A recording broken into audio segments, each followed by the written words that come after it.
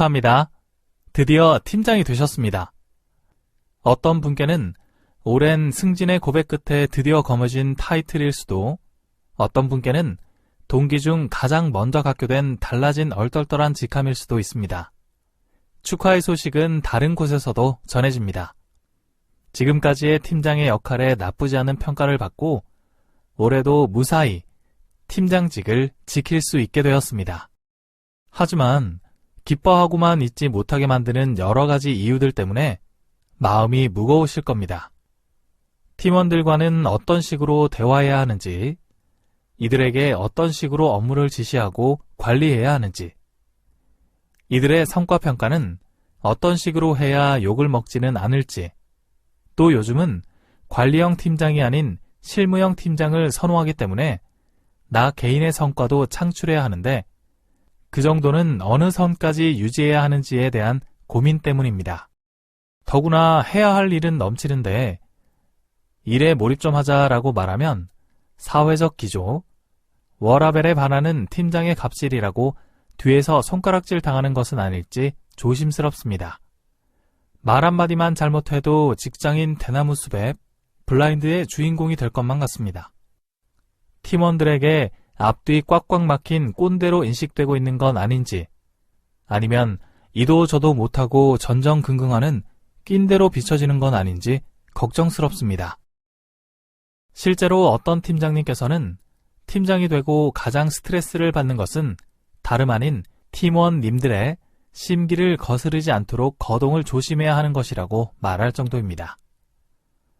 위로는 임원에게 역량을 증명해야 하고 아래로는 팀원들에게 결속력을 요구하고 자발적인 참여를 이끌어야 하는 것. 바로 지금 여러분의 이야기입니다. 시스템의 변화는 더하면 더했지 덜하지 않습니다. 소위 뉴노멀 시대라고 하는 환경 변화의 태풍 속에서 모바일 워크와 재택근무가 일상이 되어버린 업무 환경 속에서 팀원들의 업무 방향을 한 방향으로 정리하고 관리해야 하는 사이 여러분은 모바일 워크 시대의 첫 번째 팀장이 되었습니다. 일의 강도는 점점 세지고 팀원들은 모래알처럼 느껴지는 지금 팀장님께서는 무엇을 어떻게 하면 좋을까요? 종의 기원이라는 책을 저술하고 진화와 성장에 대하여 연구한 학자 찰스 다윈은 생존하는 사람은 가장 힘센 사람이나 아주 영리한 사람이 아니라 변화에 잘 적응하는 사람이다 라고 했습니다. 거대한 변화의 물결에 선 지금 팀장 리더십의 정의도 형태도 환경에 맞추어 바뀔 수밖에 없습니다.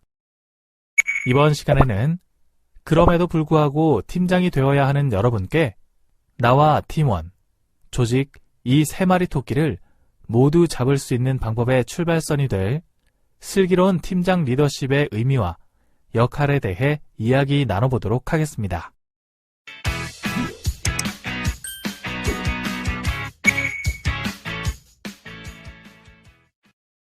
신입사원이 마주보고 앉아 밥을 먹거나 차를 마실 때 아무 말 없이 스마트폰만 뒤적이고 있습니다. 화가 치밀어 오르네요. 나 꼰대인가요? 직장인 익명 커뮤니티 앱인 블라인드에 올라온 글입니다. 꼰대란 본인의 구태의연한 사고방식을 타인에게 강요하는 꼰대질을 하는 직장 상사나 나이 많은 사람을 가리키는 속어로 사용되고 있습니다. 이른바 X세대로 불렸던 1970년대생과 그보다 나이 많은 기성세대는 이제 우리 사회의 지적질의 대상이 된 것 같습니다. 일을 하며 체득한 업무 노하우와 직장 노하우를 모르고 있을 밀레니얼 세대 휘하 MZ세대들에게 하나하나 알려주려고 하면 무조건 꼰대라는 단어로 싸잡고 귀를 막아버립니다. 하면 된다며 밀어붙이는 어목한 상사 치하를 겪고 팀장이 되고 보니 반대로 되면 한다는 구성원들을 모시고 일해야 하는 것도 억울한데 말끝마다 꼰대 꼰대라고 하는 통에 입을 저절로 닫게 됩니다. K 팀장님은 저녁 회식과 점심 회식은 분명 이야기거리가 다르기 때문에 나도 저녁 시간이 소중하지만 신세대 직원들에게 자꾸 술 먹자, 밥 먹자 하며 소통의 문턱을 열어놓는다고 합니다. 그럼에도 회식 때 사람은 오지 말고 법인카드만 보내라는 이야기를 들을 땐 가슴이 아프다며 직장에서도 현금 카드로만 취급되는 현실이 슬프다. 회식을 어떻게 이끄느냐가 문제지 무조건 자리를 피해달라는 것이야말로 불통의 사고방식 아니냐고 이야기하기도 합니다. 개인의 사생활에 침범하지 말 것을 요구하는 MZ세대에게 고리타분한 불통의 기성세대라고 치부되는 것에 마음이 답답하기도 합니다. 그런데 사실 X세대야말로 개인주의 문화의 시작을 알린 세대입니다. 다만 한창 사회에 진출하던 시기에 IMF의 외환위기를 정통으로 맞아 조직에 순응할 수밖에 없었습니다. 안정된 수입하에 안정된 하루를 영위하기 위해 몇십 년을 30분 일찍 출근하고 상사의 눈치를 보며 직장 생활을 했습니다. 그러한 X세대가 기성세대로 변모할 무렵 등장한 MZ세대는 정시 출근하고 주어진 일을 주어진 시간 내에만 해내고 칼퇴근하기를 좋아합니다. 회사나 상사에게 충성하기보다는 자기 자신에게 충성하고 경제적인 것보다는 자기 만족을 가장 중요시합니다. 그러니 팀장은 야근하고 막내는 칼퇴근하는 진풍경이 펼쳐지게 되는 것입니다. 포털 사이트에 등장하자마자 폭발적인 회원 가입자 수와 내용으로 세간의 이목을 받고 있는 팀장 클럽은 팀장의 고민을 털어놓는 카페입니다. 유튜브에서 인기를 끌었던 웹드라마 낀대. 끼인 세대는 부장과 신입 사이에 끼어있는 위에서는 까이고 아래에서는 치이는 중간 관리자의 애환을 담은 스토리로 많은 공감대를 얻었습니다. 웹드라마 낀대에서는 팀원들이 블라인드에 올린 뒷담화가 신경이 쓰여 회의 방식도 바꾸고 야근을 도맡아 하는 고군분투하는 리더가 등장합니다. 마치 오늘 하루의 내 모습을 그대로 보여주는 것 같지 않으십니까? 낀대는 현 사회의 특성을 반영해 새롭게 등장한 신조어로 기성세대와 MZ세대 사이의 끼인 세대를 의미합니다. 특히 낀대의 어정쩡하고 답답한 상황이 극명하게 표출되는 때가 바로 낀대의 위치에서 팀장의 역할을 하게 될 때입니다. 바로 여러분과 같은 처지이죠. 낀대가 처한 환경은 대인관계에만 국한되지 않습니다. 끊임없이 이어지는 변화 속에서 업무 환경은 더 일하기 어려운 상황, 몰입하기 어려운 상황이 되었지만 그렇다고 해서 여러분이 하셔야 할 업무의 양이 줄거나 책임이 경감되거나 하지는 않습니다. 시간 관리에 팀원 양성에 외부 미팅과 같은 여러 가지 일을 동시에 해내야 하는 와중에 책임져야 할 것과 의사결정할 것도 정말 많은 그런 상황이죠. 심지어 조금 전까지 고심하여 의사결정했던 사안들을 다시 뒤엎고 데드라인을 눈앞에 두고 원점에서 다시 시작해야 하는 상황도 왕왕 발생하고 있습니다. 예전에는 전혀 당연하지 않았던 것들이 이제는 당연한 세상에서 당연하게 해야 하는 팀장이 되신 것입니다. 그렇지만 조직의 임원과 상사들은 그렇다고 해서 여러분이 설렁설렁 일하는 것을 용납하지는 않습니다. 오히려 더욱 신중하게 업무를 수행하여 이전보다 더 수준 높은 결과를 내기를 요구합니다. 여러분의 외줄타기는 거기에서 끝나지 않습니다. 업무의 완성도에 치중하면 네가 팀장이냐 실무자냐 위치를 정확히 해라라는 말도 감내해야 합니다. 관리와 실무, 잔소리와 피드백, 착함과 호구, 그 사이에서 외롭게 외줄타기를 하고 계실 환경의 변화와 세대의 변화 속에서 그럼에도 불구하고 팀장이 되신 낀대 팀장님께 질문드립니다. 어떻게 하면 이 모든 것을 유려하게 잘 해낼 수 있을까요?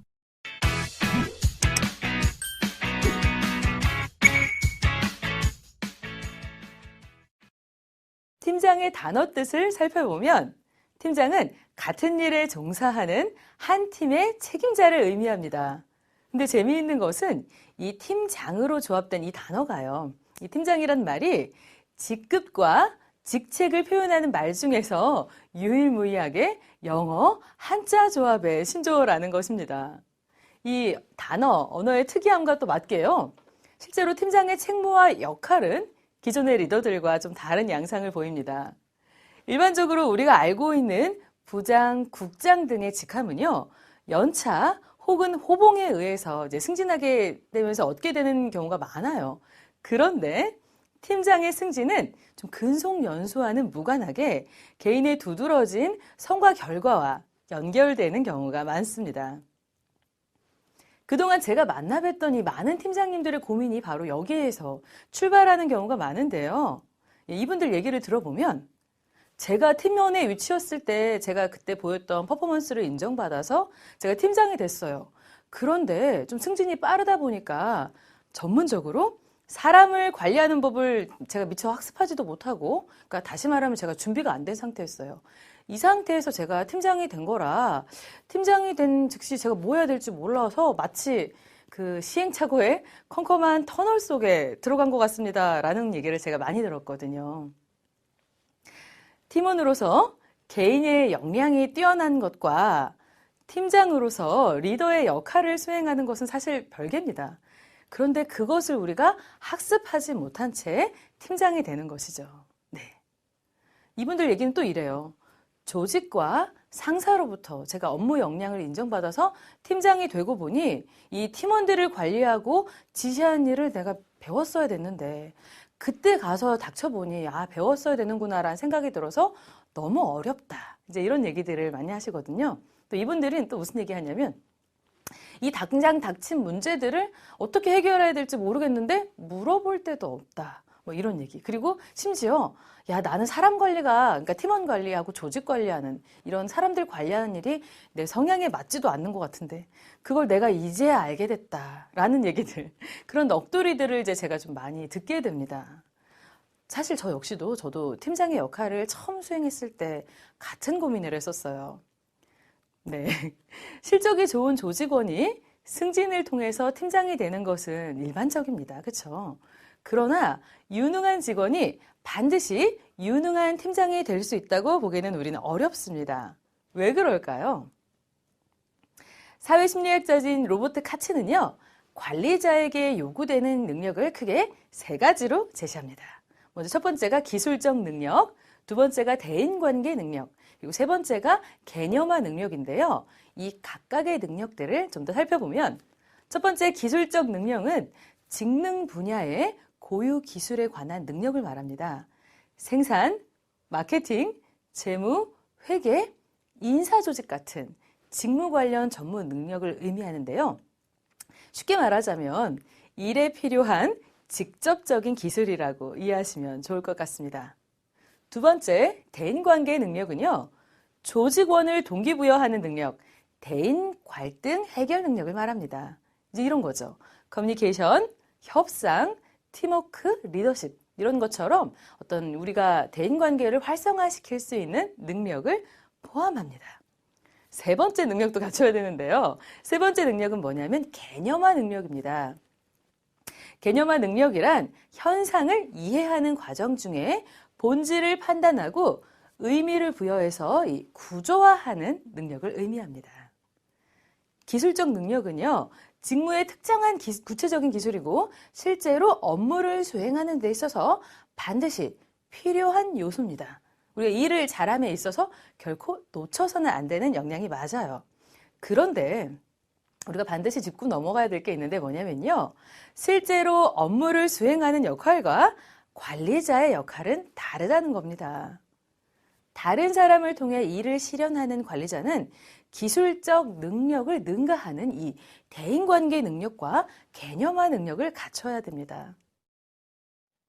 함께 입사한 동기보다 학벌도 더 좋은 것 같고 업무에 대한 전문 지식도 더 많은 것 같고 그리고 심지어 야근도 더 많이 하는 것 같은데 번번이 승진 대상에서 밀리는 분이 주변에 있을 수 있어요. 왜 그럴까요? 아무리 그 사람의 능력이 뛰어나다고 해도 이러한 대인관계 능력이 부족할 거라고 임원진에서 판단을 한다면요, 그 사람에게 팀워크를 리드하는 관리자의 역할을 사실 부여하기는 좀 어렵습니다. 카츠의 역량 모델에서 특히 주목해야 될 것은 초급 관리자에서 최고 경영자까지 이 관리자의 전 영역에서 개인 관계 능력을 강조하고 있다는 점입니다. 기술적 능력이 아니고요. 더구나 환경의 급격한 변화와 함께 우리 비대면 업무가 자꾸 늘어나고 있잖아요. 대면 업무 시와는 전혀 다른 상황이 발생하는 경우가 많아지면서 지금의 관리자에게는 이전보다 더욱 소통과 협력의 역량인 대인관계의 능력이 요구됩니다. 승진을 통해 직급이 올라갈수록 개념화 능력이 또 더욱더 요구되기도 하고요. 직급이 오를수록 품질 체크나 수량 파악과 같은 단순한 관리 업무보다는 신사업 구성과 같은 혹은 또 중요 계약건 검토와 같은 조직의 방향 설정과 전략 수립에 관련한 역량이 높은 비중을 차지하는 업무로 그 형태가 변화하고 있기 때문입니다. 물론 중간 관리자라고 해서 실무 능력이 떨어져서는 안 돼요. 최고 경영자 역시 기술에 대한 지식이 없어서는 안 됩니다. 다만 직급별로 요구되는 역량과 능력의 비중이 달라진다는 것을 꼭 기억해 주시기 바랍니다.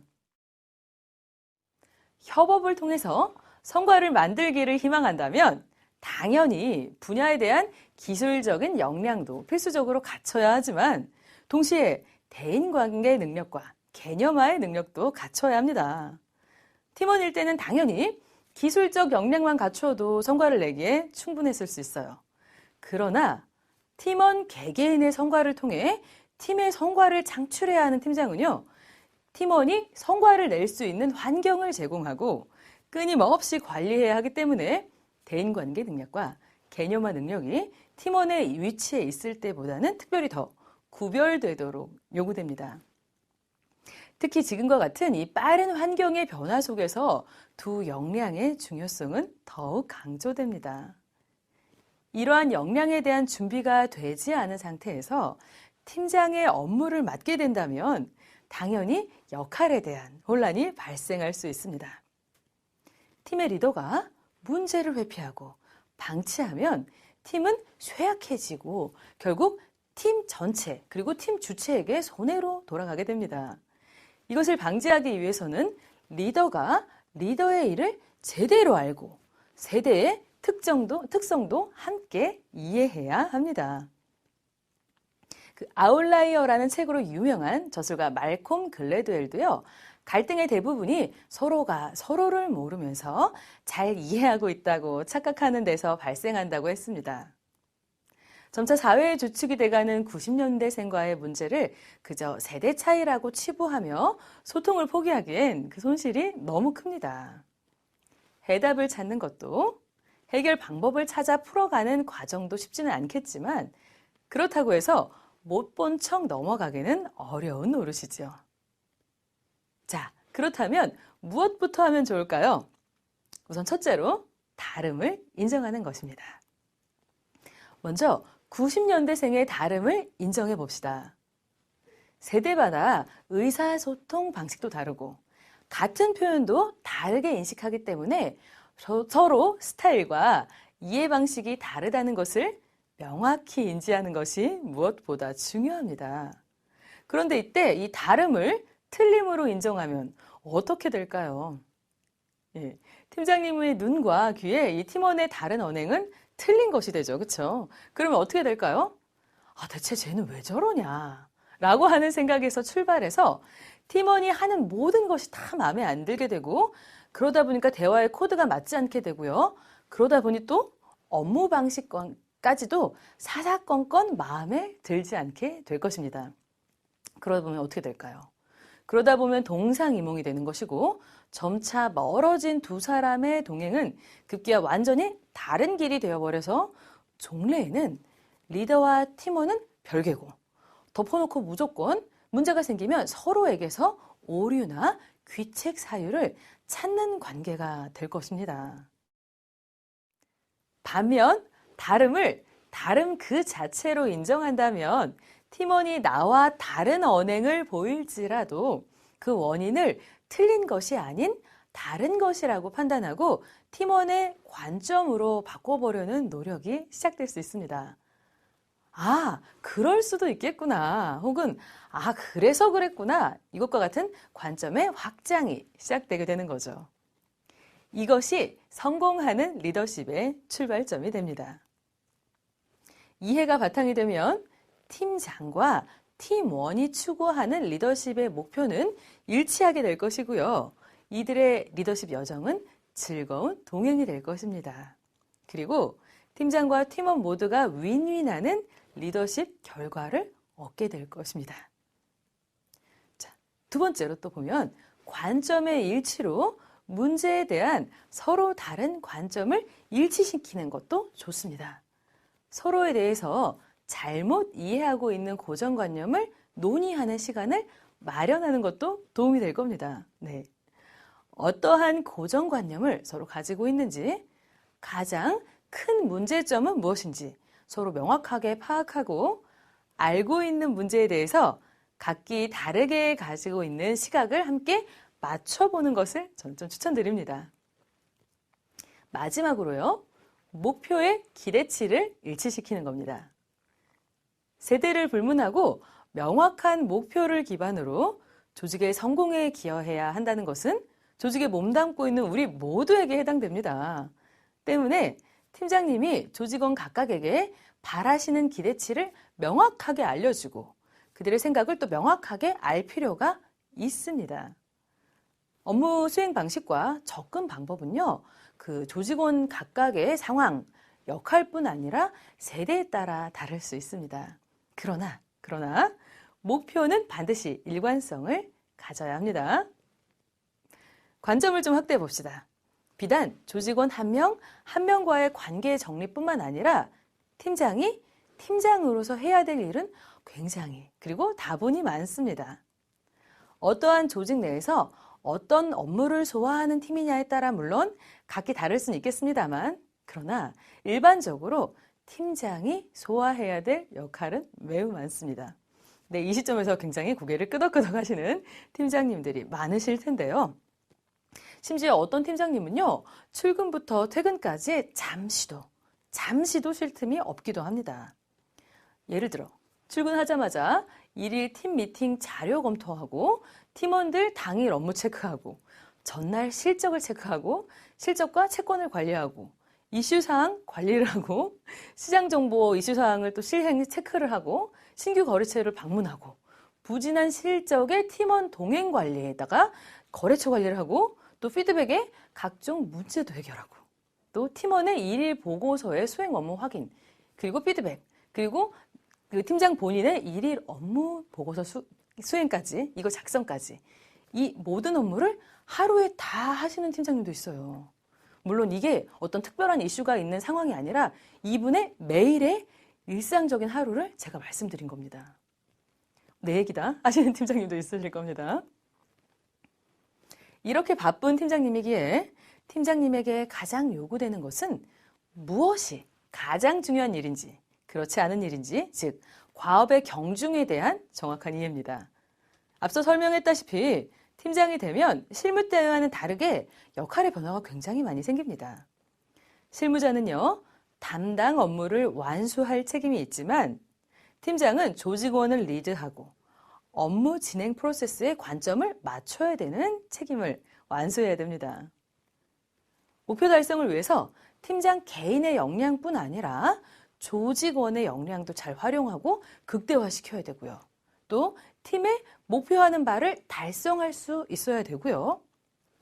팀을 대변하는 역할, 조직원이 회사 내부와 외부의 이해 당사자들과 긍정적인 관계를 유지할 수 있도록 연결고리의 역할도 해야 되고 팀의 업무 프로세스와 효율을 높일 수 있는 방법을 강구하셔야 되고요. 또 크고 작은 의사결정의 상황에서 명확하고 책임감 있는 의사결정자의 역할까지 해야 됩니다. 정말 다양한 역할을 책임져야 하는 겁니다. 팀원들과의 관계뿐만 아니라 동료 팀장과의 원활한 협력 관계를 형성해야 되고요. 임원이나 혹은 최고 의사결정권자와 같은 상사와의 좋은 협력 관계 역시 만들어야 합니다. 리더십의 어원은요, 안내하다라는 의미의 고대 영어 리던에서 유래했습니다. 리오단에서 유래했습니다. 끌다라는 뜻의 라틴어 듀스와 관련이 깊다는 의미도 있고요. 게르만어로 또 리더십은요, 새로운 길을 찾는다라는 뜻을 의미한다는 의견도 있습니다. 공동의 목표 달성을 이루기 위해서 개인과 집단의 행위에 영향력을 행사하는 과정이라는 현대적 의미의 리더십의 뜻과도 큰 차이가 없습니다. 그러나 처한 환경에 따라 리더십의 행동 양식과 패러다임은 변화해 왔고 변화해야 합니다. 특히 산업의 발전 양성에 따라서 리더십 유형도 새롭게 좀 바뀌어요, 지금은요. 과거의 리더십이 안정지향형이었다면 현재의 리더십은 변화지향 리더십을 원하며 통제에서 인파워먼트로, 경쟁에서 협력으로, 획일성에서 다양성으로 리더십이 변화하고 있습니다. 왜 그럴까요? 환경의 변화가 너무 빠르고 예측이 어렵기 때문입니다. 컨설팅 그룹 맥킨지는요, 미래의 리더십이 가져야 할 자질을 다음과 같이 5가지 키워드로 요약합니다. 첫 번째, 민첩성입니다. 에자일인데요. 지금까지 기업은요, 리더의 경험에 따라 방향을 결정하고 거기에 맞춰서 성장해 왔지만 앞으로의 조직은 타이밍을 놓치지 않는 의사결정 체계가 필요합니다. 둘째, 기업의 성장 방식은 변혁성, 게임 체인징에 무게를 둬야 합니다. 앞으로는요, 새로운 게임의 룰을 세우고 창조적 파괴에 나설 수 있는 과감함이 성장을 주도합니다. 조직 운영의 효율성을 극대화하는 방식으로 성장을 일구는 것은 과거의 공식일 뿐입니다. 셋째, 리더십은 연결성, 커넥팅, 즉 외부 지향성을 갖춰야 합니다. 일부 고위급의 제한적 네트워킹이 아니라 조직 전체에 광범위한 네트워킹이 필요합니다. 또 필요할 경우에는 경쟁자를 포함한 외부 파트너와의 협력과 다양한 이해관계자들과의 교류에도 활발히 나서야 합니다. 자, 넷째, 증폭성, 멀티플라잉입니다. 지금까지는요, 소수 리더의 권위를 바탕으로 조직을 좀 지휘해 왔어요. 그러나 앞으로는 구성원 전체의 능력을 극대화하기 위한 지원, 조율, 협상에 초점을 맞춰야 합니다. 마지막으로 보편성, 글로벌리 이펙티브인데요. 세대와 지역적 차이를 극복하는 영향력을 발휘해야 혁신적인 조직을 이끌어 나갈 수 있는 토대가 구축이 됩니다. 자, 이제 나를 한번 돌아볼까요? 앞서 제시한 이 미래의 리더십이 가져야 할 자질의 5가지 키워드 중에 나에게 해당한다고 자신 있게 말할 수 있는 키워드는 어떤 것입니까? 물론 그 팀장님마다 각기 다른 특수한 상황에 처해 있을 수 있고 또 팀장님 각각이 보유하고 있는 캐릭터나 강점, 성향에 따라 발휘되는 그 역량과 대응책은 다를 겁니다. 그러나 우리는요, 이 변화하는 환경의 흐름에 발맞춰서 필요한 능력을 정확하고 명확하게 직시하고 이해하는 능력이 필요하거든요. 네. 변화하는 조직 환경이 필요로 하는 팀장으로서의 나의 역할에 대해서 다시 한번 생각해 봐 주시기를 권해 봅니다. 네. 대한민국의 팀장은요, 그야말로 슈퍼맨이 되기를 늘 요구받습니다. 경무에 가까운 업무량을 소화하는 한편 상사를 좀 잘 모시고 또 팀원들도 잘 챙기고 육성도 해야 되고 또 다른 팀의 팀장님과의 교류도 놓치지 말아야 합니다. 또 행위보다는 결과로 평가받기 때문에 성과 관리를 잘해서 맡은 목표량을 잘 달성해야 합니다. 이 루틴 속에서 팀장님들은요, 슈퍼맨 컴플렉스에 걸려서 어떤 팀장님은 매일의 과로에 시달릴 수도 있습니다. 또 팀원들을 리드하기 위해서 완벽해 보이려고 노력하면서 완벽하지 못한 부분을 채우고 숨기기 위해 노력하기도 합니다. 네. 그러나 완벽을 위한 노력은 바람직하지만요, 인간은 결코 완벽할 수 없다는 사실을 잊지 말아주세요. 완벽한 리더는 없습니다. 혹시 내가 꼰대 팀장이나 혹은 끼인대 팀장으로 전락했다라고 생각이 든다면 그 탓을요, 조직원이나 조직에 돌리기에 앞서서 먼저 팀장의 핵심 역할은 무엇인지, 그걸 내가 명확하게 알고 있는지, 알고 있다면 그것을 실천하고 있는지 먼저 점검해 보시면 어떨까요? 첫 시간 함께 해주신 팀장님께 감사드리며 앞으로 펼쳐질 이야기들은 이 방금 제시한 팀장님의 역할, 민첩성, 변혁성, 연결성과 증폭성, 보편성을 바탕으로 구성해 있다는 거 기억해 주시고요. 어떤 이야기들이 준비되어 있을지 기대해 주시면 감사하겠습니다. 함께 해주신 팀장님 감사드립니다. 저는 일요일마다 어김없이 출근합니다. 그 이유는 제가 팀원들의 주간 업무 보고서를 대신 작성하기 때문입니다. 제 팀에 속한 본부는 매 주마다 주간 업무 보고를 하며, 물론 팀원들 각자가 써야 하는 팀원 개개인의 업무 몫입니다. 그럼에도 불구하고 제가 쓰게 된 이유는 바로 저의 상사인 부장님 때문입니다. 부장님은 원하는 보고서의 형식과 내용이 명확하게 정해진 분이라 부장님이 원하는 내용이 반영 안 된 주간 보고서는 본부 단위의 보고서 수합에 반영되지 않습니다. 팀원들 대부분이 이공계 출신인데다 배우려는 노력을 전혀 하지 않는 까닭에 작성법을 공유하고 알려주었지만 이들의 보고 역량이 전혀 개선되지 않았다는 것입니다. 부장님께 가서 주간 보고서 작성을 간소화시키고 보고 내용도 현장 업무와 매칭되는 방식으로 변경하도록 제안했습니다. 물론 거절당했습니다. 팀원들을 억지로 학습시키자니 지금 하고 있는 일만으로도 바빠 죽겠는데 그것까지 시키냐며 부당하다라고 성화입니다. 자기 사정이 아니라면 그들 때문에 주말에 나와야 하는 저를 그저 모른 척 할 뿐입니다. 주간 업무 보고서조차도 나 몰라라 하는 팀원들의 원망 섞인 얼굴을 마주대하며 서로 불편할 바에야 제가 주말에 나오는 게 차라리 마음 편합니다. 3인 3색 고민 해결 시간으로 인사드리겠습니다. 오늘 대화를 위해서 함께 자리해 주신 두 선생님 소개해 드리겠습니다. 인사해 주시죠. 네, 안녕하세요. 라떼는 말이야. 네, 라떼 배찬호입니다. 예, 그래 뭐 다 괜찮아. 예, so what? 예, 홍창기입니다. 안녕하세요. 저는 왜 안 돼? Why not? 이소민입니다. 인사드리겠습니다. 네, 3인 3색 시간은 다양한 사례를 통해서, 실제 사례를 통해서 우리가 어떻게 하면 좀 좋은 솔루션을 얻을 수 있을까 함께 이야기 나눠보는 시간입니다. 첫 사연 같이 얘기해 볼게요. 첫 번째 사연은 지금 현재 굉장히 혼자 야근을 하고 계시는 주말마다 네. 네, 홀로 팀장님이 외롭게 네, 팀장님. 야근을. 그 이유가 이제 팀원도 그렇고 또 상사도 그렇고 본인들만의 입장만 고수하시는 거예요. 내가 더 이상 피해를 보지 않겠다. 나는 이걸 선택한다.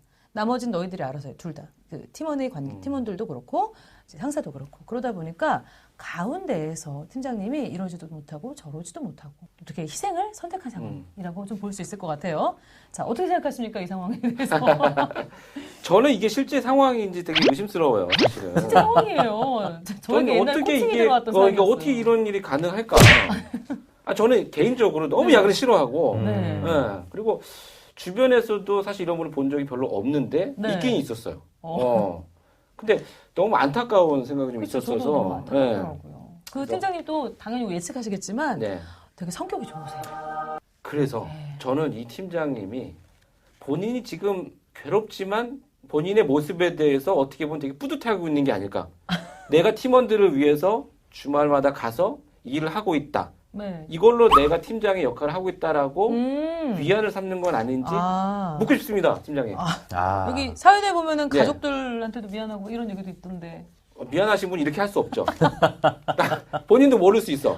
근데 본인도 모르지만 나는 네. 가족보다는 주말에 야근하는 게 더 편해서 이렇게 할 수도 있다라는 거죠. 네. 놀라운 일입니다.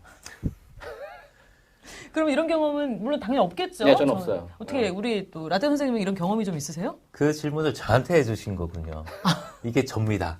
아, 그래요? 접니다. 오. 왜 그러시는 거예요? 그러니까 저는 어. 어차피 이 후임이라든지 다른 팀원들의 협조를 받아내서 네. 그렇게 하는 거가 가장 바람직하고 좋은 방법인 거 다 알아요. 네. 근데 그게 안 되잖아. 그리고 또 보면은 네. 퀄리티가 안 나와요. 그쵸. 제가 지금 기대한 그게 만큼. 문제인 거예요. 그래서 네.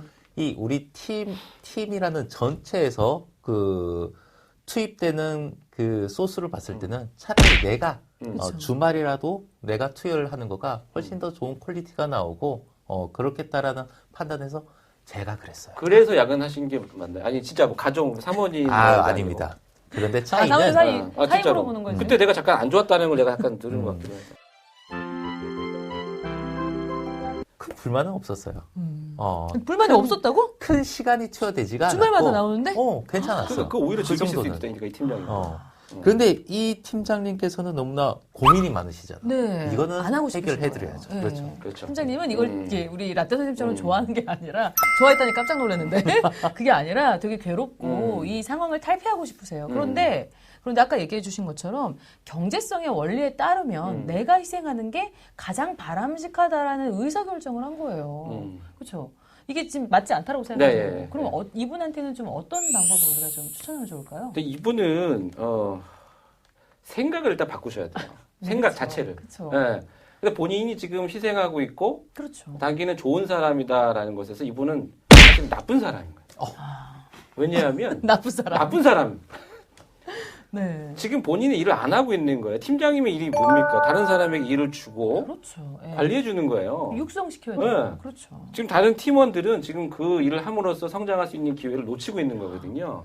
나쁜 사람이에요. 그걸 본인이 다 하겠다는 거야. 그래서 지금 네. 생각 자체를 먼저 바꾸셔야 되고, 그리고 성격상 그런 얘기를 못 하실 수도 있어요. 그렇죠. 그래서 이거 저도 이해합니다. 그래서 어떻게 하면 이거를 공개적으로 하는 것이 아니라 그 팀원 중에서 네. 그래 내가 좀 편하신 분, 그래도 조금 연차가 좀 있으신 분을 한 명 컨택을 해서 네. 내가 지금 이러이러한데 내가 이거 얘기는 못 하겠고 너무 힘들다.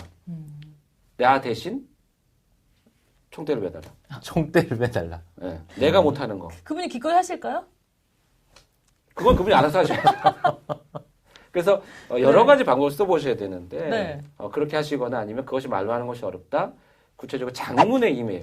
내가 너무너무 힘들어하다는 걸 네. 정도는 알려야 되거든요. 네네. 팀원들이 모를 수도 있어요. 아, 진짜. 그래요, 모를 수도 있어요. 저분 맞아요. 주말에 좋아서 하시는 것 같은데요? 방금 얘기하신 것처럼. 우리 어머니들이 생선 머리 좋아한다고 다 알고 있잖아요. 어쩔 수 없어서. 어머님은 먹는 짜장면을 건데. 좋아해요. 그러니까. 저요. 잘못 사실은. 알고 있을 수도 있어요. 그렇죠. 그 나는 대가를 좋아하는 게 아니다라고 이메일로 장황하게 알리실 필요도 네. 있습니다. 네, 성격에 네. 그게 맞는다 그러면. 예. 저 아마 그게 맞을 수 있을 거예요. 이분은 입 밖에 내서 얘기하기를 어려워하실 수 있습니다. 그래요. 소위 사람 좋으신 분이어서. 좋은 게 아니에요. 나쁜 사람이라니까. 그 네. 인식을 바꿔야 돼요. 아, 네. 자, 나쁜 사람이 여기 죄송합니다. 있습니다. 자, 나쁜 사람. 네. 어떻게 하면 좋을까요, 나쁜 저희가? 사람이 여기 이 있습니다. 팀장님께 어떤 그러니까 이야기를. 저도 어떻게 해결했냐면 제가 아. 똑같이 계속하지 못했죠. 아. 네, 그런데 약간 방향이 좀 달랐어요. 뒤에 얘기가 뭐냐면 있구나. 네. 한 사람에 대해서 아예 위임을 한 게 아니라 네. 골고루 어. 순환해서 그 업무를 하든가 아니면 십시일반 우리가 취합을 해가지고 하는 방식으로 저는 좀 그렇게 했거든요. 근데 반발이 없었나요? 당연히 있죠. 그렇죠. 그런데도 제가 권하고 싶은 방법은 일단 십시일반 작게라도 전체가 우리가 10을 해야 되면 네.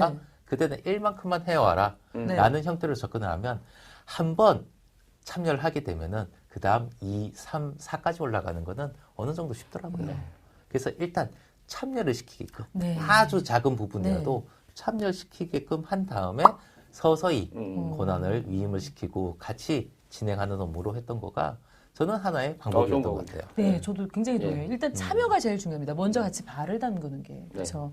좋은 말씀이세요. 이 팀장님 잊지 말아주세요. 저한테는 좋은 말씀이라고 안 하신 것 같아요.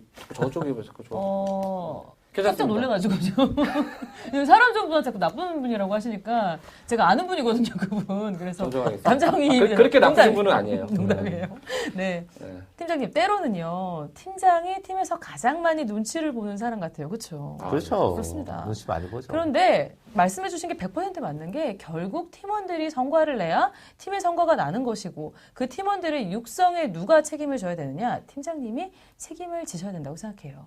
물론 때로는 그냥 경제성을 생각해서 혼자 일하는 게 편하실 수도 있지만 그게 지속되면 안 되겠죠. 그래서 하나의 방향을 보고 성과를 위해서 하나의 큰 힘을 내게 해야 된다는 거에 의미를 두고 그렇게 좀 현명하게 슬기롭게 해주시면 어떨까 생각이 들고요. 추가로 저도 아이디어 하나 말씀드리면 다 같이 참여하는 회의를 먼저 한번. 이 방법이 너무 좋으신 방법인데 이 방법을 할 때 요즘 MZ세대는 시키면 하기 싫잖아요. 그러니까 방청소 막 하려고 했는데 엄마가 방청소 이러면은 엄마 때문에 방청소 하래. 이런 일이 생기면 안 되니까 다 같이 참여하는 퍼실리테이션 형식의 회의를 통해서 이렇게 십시일반 일을 나눠 가질 수 있게끔 한번 해보시면 어떨지 추천드려보고 싶습니다.